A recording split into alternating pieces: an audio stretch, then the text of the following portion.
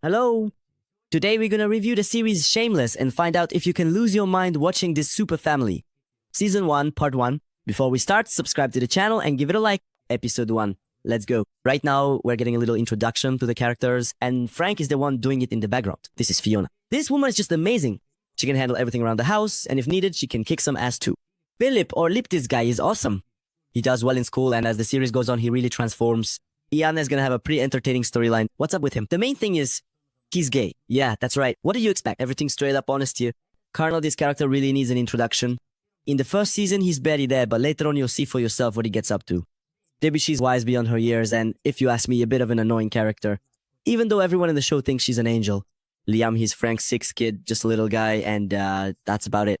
These are our neighbors Kevin, V, or Veronica. The only thing Frank noticed about them is that they're having sex 24/7. And this is Frank himself, the father of 6 kids. As a character, he's absolutely awesome.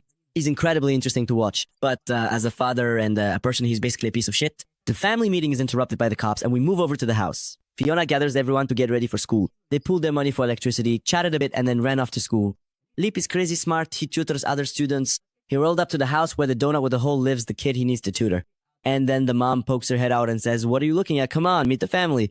Here are 2 more characters who'll be getting on our nerves throughout the whole series. This is Sheila. She's afraid to go outside because of all the viruses out there. She's been quarantined for years. At first, she seems like a proper lady, but later on, she'll give even Boomik's wife a run for her money. Just kidding. She quickly hooked up with Lip, then heads back home. Fiona and V are getting ready to hit the club and dance hard. At home, Lip, not wanting to get caught, decides to hide the underwear behind the wardrobe. And then he gets a surprise magazine full of naked men. I think you get where this is going. After glancing at it for a bit, Lip hears Ian rushing into the room. At the club, this guy's eyeing Fiona up and down. His name is Steve. I'll tell you more about him a bit later. Steve notices some guy snatch Fiona's purse and decides to chase after him. But halfway there, he wiped out and the thief got away. Even though he messed up, he still earned some respect and looted. That was truly awesome and absolutely fantastic. Honestly, I've never met a hero like that in real life. Fiona, Steve, and V met. And Steve says, "Let me buy you a cocktail." At the club entrance, a bouncer stops them and tells our trio to fuck off. Steve knocked him out, and we headed home. At home, Lip started hassling Ian, saying like, "So what, are you gay? A fag? Is that it?" We go downstairs to meet Steve, chatted for a bit. Fiona sent all the little ones to bed. Steve got on top of Fiona, but in the middle of the act, they're interrupted by another character. This is Tony. The guy's a bit of a bore, works as a cop, and that's basically all there is to say about him. They drag their dad home. Yeah, that's Frank. He's lying there, completely wasted. The next morning, Frank stumbled into the bar where Kev works. Today is disability day, and Frank got his money, which he'll promptly drink away. The next day, Steve comes to the Gallaghers again. Fiona starts laying into him like, "Why the hell did you come here? You can always find a girl for the night, so get the hell out of here." Alright then. Lip brought Ian over to Karen so she could give him a blowjob, hoping maybe that would set him straight. But the process gets interrupted by her dad. What are you hiding in there? Oh my god! No! Lip had to jump out of the second floor window, and his leg got a bit fucked up. While at home, V did a little looting, and a new washing machine from Steve arrived. Teddy ran away from home because of Karen. Teddy is our dad. His real name is Eddie, but Teddy just sounds nicer, so it's my video and I'll do what I want. Meet Cash. He and Ian are having sex. He'll talk about that himself a bit later. Oh, Frank! Love is starting. Also, at home, Steve blurted out that he's been eyeing Fiona for a while, and now she's calling to ask him what clothes I was wearing when you first looked at me. A sleek black top with a shimmering gold ornament. Stylish black shiny jeans. Delicate and elegant shoes. And beautiful gold earrings that just made you want to smile. After the call, they met in the subway and went to grab a bite at a restaurant. Steve pulled off some kind of scam and stole a car from some big shot. And they went cruising around nighttime Chicago. Is the gun aimed? Did he get hard for you? Have you ever really played pool with your hands tied? Looks like Ian really can't be fixed. Lip headed to Ian's work. Are you kidding me? Are you sleeping with him?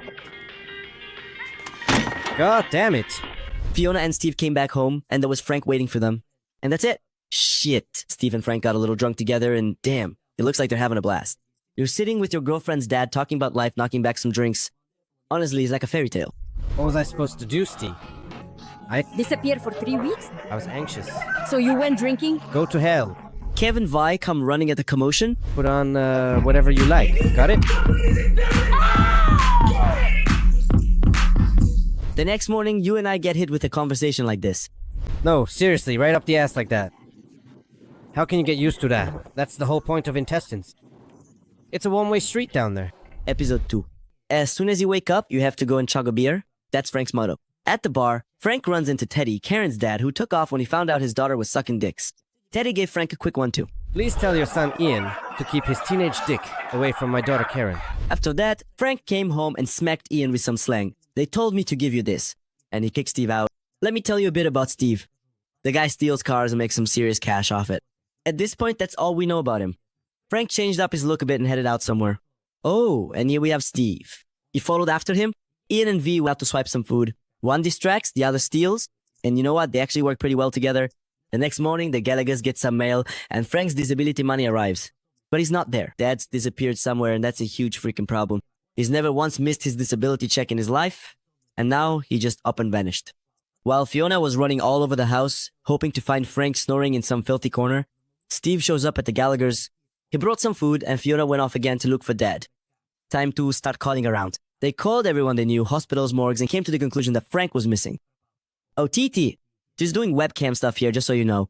The Gallaghers ran off to search for Frank around the city. Let's split up. Let's go to the places he usually hangs out. Let's go.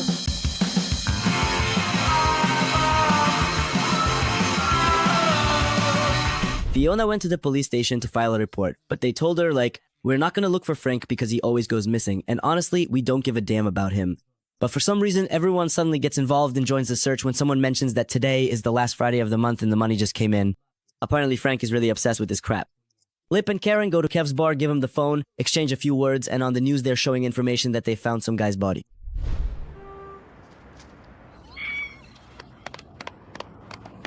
What did I tell you? So where's Frank then? But thank God it's not Frank. Frank, meanwhile, woke up on a bench in Canada. Damn, he was immediately picked up by the cops and thrown in the drunk tank. Your country is just full of walking absolute freaks. The Gallaghers got word that Frank was found in Canada. And it turns out it was Steve who took him there. Did you ditch him there? You bringing him back! That evening, Tony dropped by Fiona's place and invited her to a banquet in honor of him being named Coach of the Year. Screw that. Get lost. Fiona handed Frank a disability check and said, if you ever touch my kids again, I swear to God, I'll break you. What was that supposed to mean? I have no idea. Frank packed his things and got the hell out. He crashed at one friend's place, but that guy told him to fuck off, and another did exactly the same. After everyone told Frank to fuck off, he ended up at the Alibi Bar, where Kev works. There, he runs into Teddy, they shot the breeze about life, and Ted told him about his wife, about how she gets disability payments by the trillions because she supposedly has some made-up illness, like she can't even leave the house. And Frank immediately rushed over to her. He showed up at her place with flowers and had some tea. Sheila bullied him for having dirty feet and suggested he take a shower. She brought him some clean clothes, and somehow, as if by magic, Frank's towel slipped off. Sheila admired his junk, dragged him to bed, cuffed him, and pulled out a box of dildos. The ending is pretty clear. In the evening, Steve tried to apologize to Fiona, but she still told him to fuck off. He wanted to give her that van as a gift, but it didn't work out for some reason. In the previous episode, Tony invited Fiona to a banquet. So, in episode 3, Tony slept with Fiona, and now we move on to Ian. He's sorting through the goods, and then a new character appears, Mandy. Ian helped her with a test, and now she wants to thank him. But it won't work out today, because Ian has to work until late in the evening. So they agree to meet up at school, and everything seems fine, but not so fast. Mandy ambushed Ian by the back entrance and says, let's go to your place. They crash at his house, kick Carl out, and Mandy starts making out with Ian. And then Fiona and Tony pull up to the house. They exchange a few words, and then Mandy bursts out of the house, crying her eyes out, yelling something, for fuck's sake. The next morning, Steve comes to the Gallaghers. In the last episode, he got told to fuck off, by the way. At first, Fiona didn't even want to let him in, but he says, actually, I'm here to see Ian, so let me in. He came to find out what kind of junk food Ian wants. He lost a bet to him, so now he has to get tickets to the game. While Steve was waiting for Ian, Kev showed up at the Gallaghers for the toaster and brought flowers. He says, there was a delivery guy standing by the door with these, and then we find out that Tony sent those flowers. Give them here! Who the hell is Tony? Did you hook up with Tony? How noble of you. Tony's cup? That Tony? Yes. And what do you mean by hooked up? As far as I know, that's when it ends with a bang. Wow. Sheila was about to go to the store, but as soon as she stepped outside, she had an attack, so Frank went to the store instead. Of course, Frank didn't actually go to the store. He came home with a shopping list and started stealing groceries. The guy's got some nerve, seriously. A couple of hours later, a woman from social services shows up at the Gallaghers. She wants to talk to Aunt Ginger. That's the Gallagher's aunt. The problem is, someone has been illegally cashing Ginger's checks. And now a new check has arrived, and this lady intends to hand it to Ginger in person after their conversation. She scheduled the meeting for tomorrow. So now they need to bring the old lady back from the nursing home. These three thugs showed up to stand up for Mandy the slut Ian slept with. They barged into the store where Cash works and wanted to beat the shit out of him, but the gays outsmarted them. Come out! You already ran off, but there's a back door in the store. Tell that asshole that we will be back! Fiona went to the bar where Frank was drinking again and told him everything she had heard. Frank suddenly rushed off somewhere, ran up to some building and tried to borrow some cash so he wouldn't get in trouble. But they almost carried him out feet first. On their way home, Lip and Karen ran into Mandy's brothers, and they said that since we haven't found Ian yet, we need to go beat someone up. Is that normal? It's normal. Fiona comes home from work, and there Frank is, waiting for her with great news. Is that Aunt Ginger? That's her. Ginger's got a boner. Then Tony shows up and invites Fiona to have dinner with his parents. While they were standing there talking, Lip runs up to the house with his face all busted up. Lip got jumped, and Fiona wants to borrow a car to go get the real Aunt Ginger. But Frank stops her and says, "There's no need to go anywhere, she died 12 years ago." Then they suggest an awesome plan. She works part-time at a nursing home, so now they're gonna go there and steal an old lady. These are foreigners. How about her? She has schizophrenia, so she immediately figured out she was in the Gallagher house. She says like, "And this nightstand, my grandson Petya made it, damn it. Everything here is just like it was 10 years ago." You guys really did a great job, seriously. Everyone got acquainted with the old lady, got the house ready for the social services visit, and in the evening Steve comes by to give Ian the tickets. Morning. Ian went to beat the crap out of that filthy Mickey, while Grandma is making some food. What's the plan? To mess Mickey up when he comes out? And what about the others? They'll kick me to death. But Mandy came out of the house. Ian caught up with her and confessed his orientation. Meanwhile, some folks from social services showed up at the Gallaghers, had a chat, and left, while the Gallaghers grabbed some cash and brought Grandma back. At the end of the episode, Fiona was about to go to dinner with Tony, but at the last moment, changed her mind and went to Steve's work instead. Episode 4. Fiona sends Debbie home. She woke up earlier than everyone else and ran outside to play with the stroller she found, damn it, in the trash. Fiona punished her by making her take the stroller back to the dump and go take a shower. After breakfast, Fiona notices that Debbie is way too energetic today, and that's suspicious. And by the way, the Gallagher's boiler broke down. Ian and Lip read in the newspaper that some old lady died, and this morning they're going to bury her. After thinking it over a bit, the guys decide to go to her place and swipe a new boiler. Awesome. Meanwhile, Teddy arrives at the Jacksons' house. He says like, "I can't support you or myself right now, so I'll be living in your basement. You don't mind, right?" And of course, no one is happy to see him. They're so unhappy about it that they don't even give him any food. That's how it is.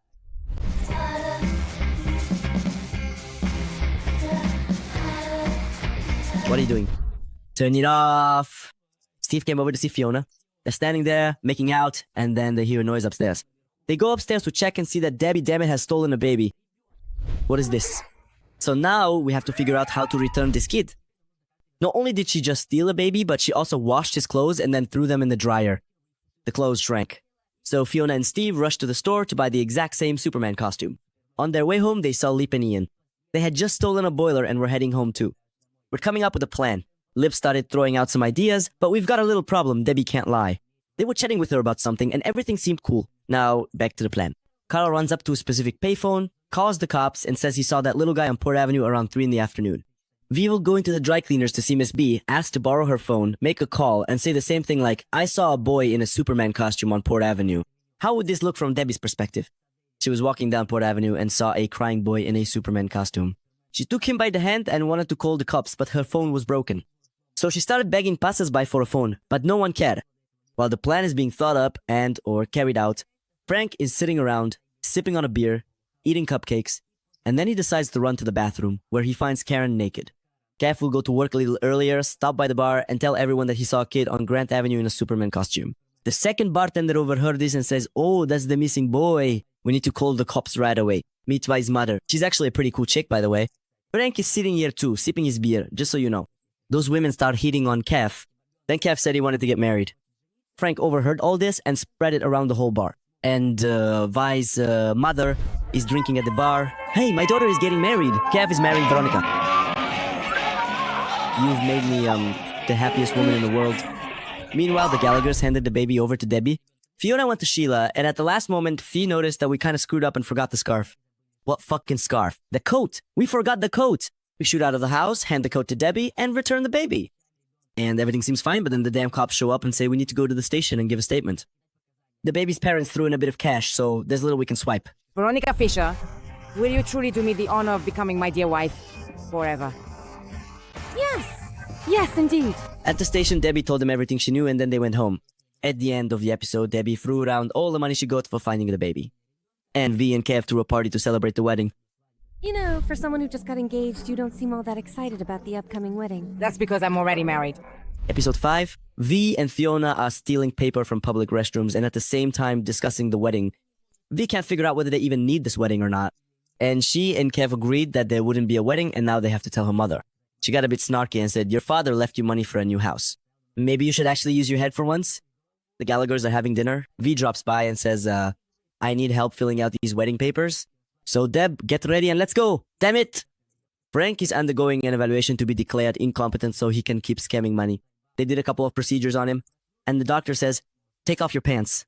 And it turns out Frank, damn it, has 3 balls. There's only room for 2 at the party. Frank is scheduled for a biopsy. He starts showing off and says, like, "These 3 buddies gave me 6 kids. They're healthier than ever." Fiona comes up to Kev, they chat about the wedding. Then V shows up and Kev tells her that he's already married. So looks like there won't be any money for a new house. But Fi suggests having a wedding just for the mom, like not for real, just to raise some cash and buy a new house. Frank came home and told Sheila that he was scheduled for a biopsy. She started crying and said, "Oh, Frank, you won't die. By the way, I have 2 cemetery plots, one for me and one for you.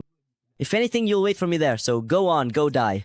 Frank was a bit shocked and started working himself up so much that he actually began to believe he was going to die. There's a bit of trouble with the wedding. The mom wants a priest to bless the couple and he'll probably ask for a license, which we don't have.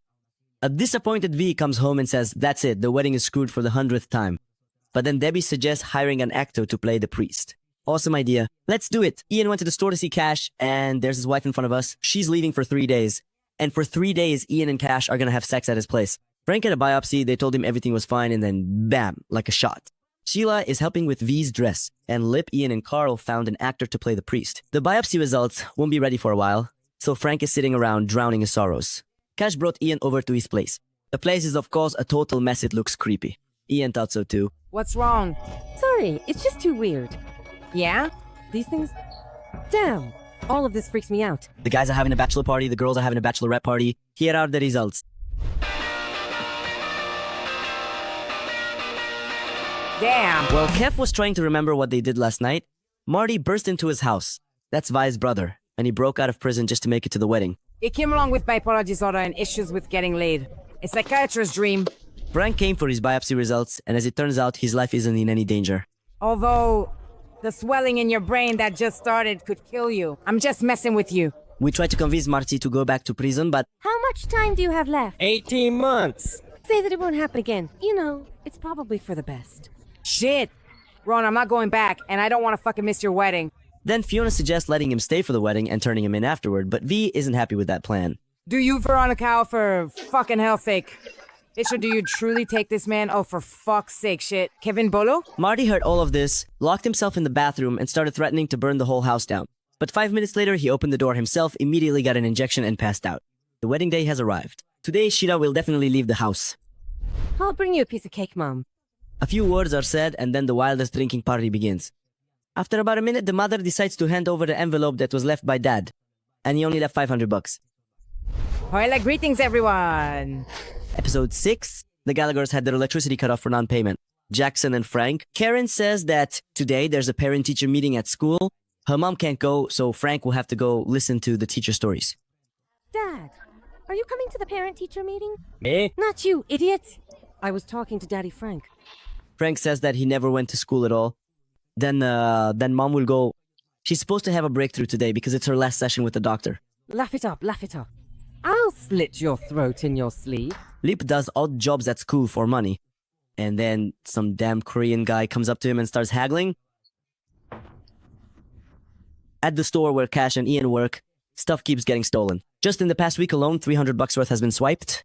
By the way, that's actually relevant here. Steve offers Fiona money for the electricity bill, but she refuses, saying that Lip is making a ton of cash right now, so she doesn't need his money at all. So what does Lip do? Let me tell you.